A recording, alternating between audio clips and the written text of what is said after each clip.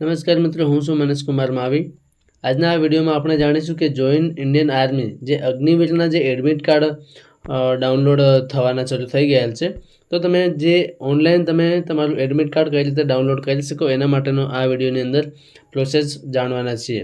તો સૌથી પહેલાં એડમિટ કાર્ડ ડાઉનલોડ કરવા માટે તમારે સર્ચ કરવાનું છે joinindianarmy.nic.in. આ લિંક તમને ડિસ્ક્રિપ્શનની અંદર પણ મળી જશે. તો ડિસ્ક્રિપ્શનની અંદર જઈ આ લિંક ડાયરેક્ટ પણ ઓપન કરી શકો છો. આ લિંક ઓપન કરશો એટલે તમને આ રીતનું એક પેજ જોવા મળશે. અહીંયા તમે જોઈ શકો છો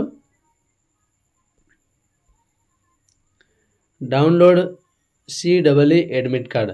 તમારે એડમિટ કાર્ડ ડાઉનલોડ કરવા માટે આના પર ક્લિક કરવાનું છે. જેવું તમે આના પર ક્લિક કરશો એટલે તમારી સામે એક આ રીતનું કેન્ડિડેટ લોગિન માટેનું પેજ ઓપન થશે. અહીંયા તમારે તમારો રોલ નંબર એન્ટર કરી અને નીચે તમારા પાસવર્ડમાં તમારો ડેટ ઓફ બર્થ નાખવાની રહેશે. ત્યાર પછી તમારે અહીંયા કેપ્ચા કોડ ફિલ કરી અને લોગિન બટન પર ક્લિક કરવાનું રહેશે. જેવું તમે લોગિન બટન પર ક્લિક કરશો એટલે તમારી સામે એક પાસવર્ડ ચેન્જ કરવા માટેનો ઓપ્શન આવશે. એની અંદર તમારે ઓલ્ડ પાસવર્ડની અંદર સેમ પાસવર્ડ રહેશે અને ત્યાર પછી નીચે એક ન્યૂ પાસવર્ડ અને કન્ફર્મ પાસવર્ડ કરી તમારે પાસવર્ડ ચેન્જ માટે ક્લિક કરશો એટલે તમારો પાસવર્ડ ચેન્જ થઈ જશે.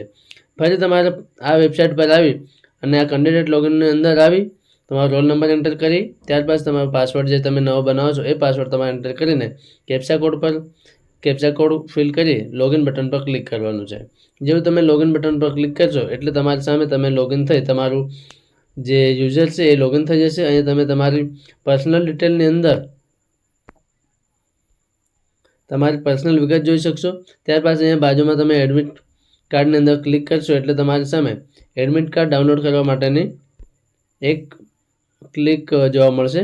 તમે જોઈ શકો છો એડમિટ કાર્ડ. તમે એડમિટ કાર્ડ ડાઉનલોડ કરવા માટે એના પર ક્લિક કરવાનું રહેશે. જેવું તમે એડમિટ કાર્ડ પર આના પર ક્લિક કરશો એટલે તમારું જે અગ્નિવીરનું જે તમારું એડમિટ કાર્ડ છે એની PDF ઓપન થઈ જશે આ રીતે. ત્યાર પછી તમે આ PDFની અંદર આ PDF ડાઉનલોડ કરીને આ PDFને પ્રિન્ટ કરી તમારું એડમિટ કાર્ડ આ રીતે ડાઉનલોડ કરી શકો છો. અને જો કોઈ પણ ડાઉનલોડ કરતી વખતે જો કોઈ પણ સમસ્યા આવે, કોઈ એરર આવે તો તમે એમને કમેન્ટ કરીને જણાવી શકો છો. તો હું જરૂર તમારી કમેન્ટનો જવાબ આપવાનો કોશિશ કરીશ અને તમને આ પ્રશ્નનો તમારું જે સોલ્યુશન હશે એનું પ્રોબ્લેમ હશે એનું સોલ્યુશન કરવા માટે પૂરી મદદ કરીશ. જય હિન્દ, જય ભારત.